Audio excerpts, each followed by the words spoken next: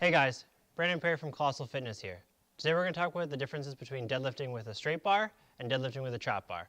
We're going to discuss some of the differences and benefits, and we're also going to discuss which one's best for you, whether your goal is athletics or hypertrophy.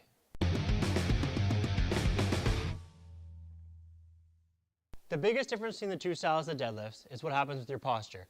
More specifically, what happens to your scapula and your shoulder blades. When you do a conventional deadlift with either an Olympic bar or a straight bar, your hands are going to be more out front of the body, creating more of a forward posture. When you use a trap bar or a hex bar, your hands are going to be more lateral to the body. This is going to create more of an upright posture. This is the main reason why I like using this bar with new athletes and beginners, because it creates that proper posture right from the start. The second rationale between picking which exercise is best for you is what happens with the posterior chain and the quadriceps. When you do a conventional deadlift with a straight bar out front, like we talked about, you get that forward posture, which is going to load more of the hamstrings, glutes, and the rest of the posterior chain.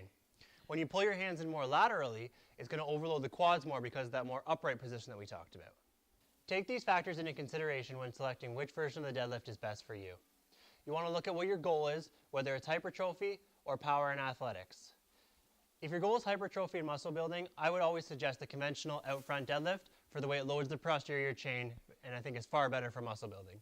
If your goal is athletics and power, I would shift your hands laterally, use that trap or hex bar, and work more on the quad and explosive power factors. When it comes to strength training, I don't ever like to speak in absolutes. Every person has their own set of variables, and everything should be subjective to each individual person. Take what you learned and apply it to your own training to watch yourself succeed. For more tips like these, visit Colossal Fitness on Facebook, YouTube, and Instagram.